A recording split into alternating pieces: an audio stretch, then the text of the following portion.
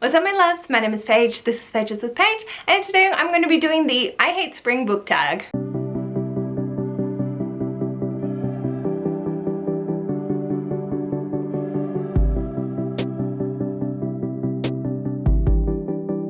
Hello my darlings, so welcome to this video. Today I'm going to be doing the I Hate Spring book tag, which was originally created by Bibliyarn, but it looks like they have deleted their WordPress, so the original is no longer accessible. But I did find this on ZZ's with Books' blog, and I'm very excited to do it because in the Southern Hemisphere we're currently coming towards the end of spring, and I have had an absolute run with my allergies.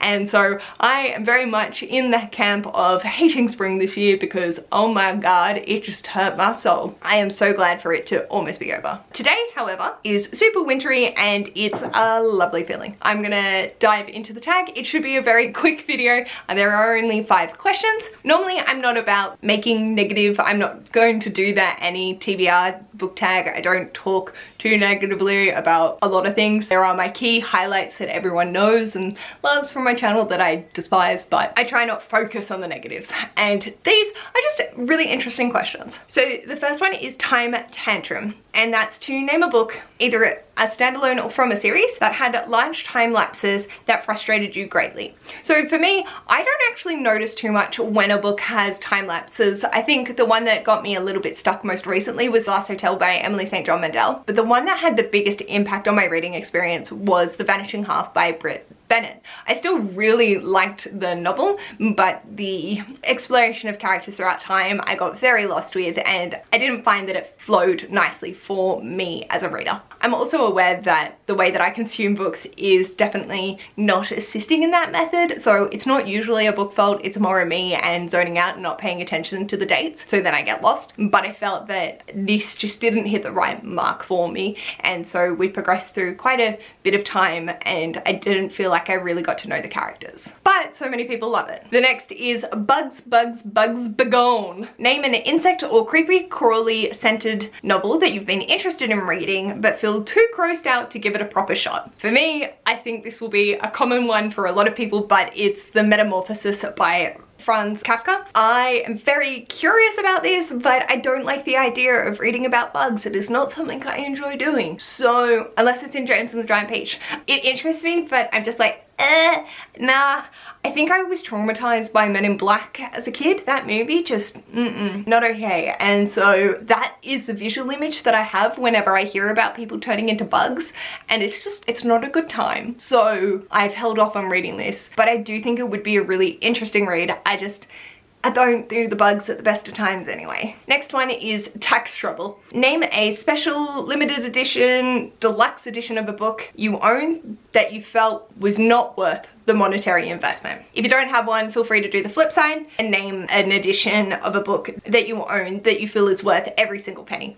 For me, I am going with the one that I felt was a waste of my money, and that was The Toll by Neil Shusterman, the Owl Crate edition. I've talked about it a few times on my channel, but I really didn't feel that it did anything as a special edition, and I've actually gotten rid of it and will look at purchasing just the regular standard paperback because it matches the rest of my series and I get more out of it than I do. I was also disappointed by it, so I was like, I spent well over $80 on this because also Australian and the currency was not a pleasant time, so I spent an exorbitant amount of money for a book that I found mediocre and had no special designs or interest, and I was very, very disappointed by it. For ones that I think are worth spending the money on was the Matilda's 30-year anniversary editions. They are stunning and I love them so much, and I will never get rid of those. Then we have Atrocious Allergies, which was relatable this season. Name a book you loathe so freaking much that you may as well be allergic to it. And if you are new to my channel, hi. If you're not new, you know what I'm about to say, but Men Are From Mars, Women Are From Venus is one of the most misogynistic pieces of shit that I've ever read. I can hear Ash laughing in the background at me. But this book, it fills me with rage. I hate it. I appreciate that so many people have taken so much from it, but it is such a toxic presentation of relationships that it just concerns the fuck out of me. And I'm allergic to this book. I literally destroyed it. Whoopsies! Hi, if you're new, I have very, very strong opinions about this. Most people think I'm gonna lean towards Jake Kristoff. I don't hate it as much as I hate that fucking piece of shit. And then the final question is Moody Meteorology. Name a book or a book series that has inconsistencies that drove you batty. And for me, again, it was very hard to come up with answers. I'm not like the negative kind of person. I also don't pay attention like in that level of depth. But the inconsistency that I thought of that it really did affect my rating was the Inkheart series by Cornelia Funk, and I feel that the shift from the first and second book for a lot of the characters was really unpleasant. I don't think that they kept true to form, and it frustrated me because I felt that they were acting against their own nature. I feel that you can have character development and then very much shift their personalities throughout, but I don't feel like it was explored in a way that was actually warranted, and it was more like, well, I need them to make this choice, so now they're going to be like this. And unfortunately that just didn't go over well for me. I still enjoyed the series as a whole, but there was a lot of mental energy in accepting the characters as they were in the second book. At least it's consistent and it continues into the third book, but it was just a different reading experience than I thought I was going in for. I do love the whimsical nature of it. I love the world building. It is beautiful, and I do have a very big heart and soul spot for a lot of the characters in it. But for the ones that had their personality shifted, I lost that little bit of love for them that I was just enamored with in Inkheart. That is the inconsistencies that I thought of. Like I said, very short video.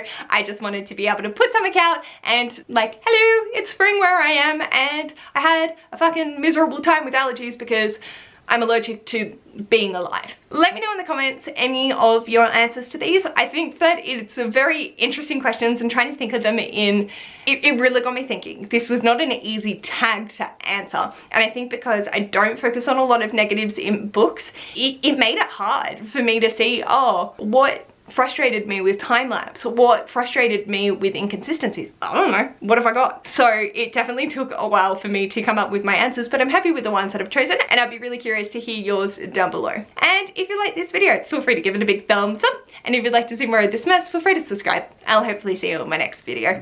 Bye!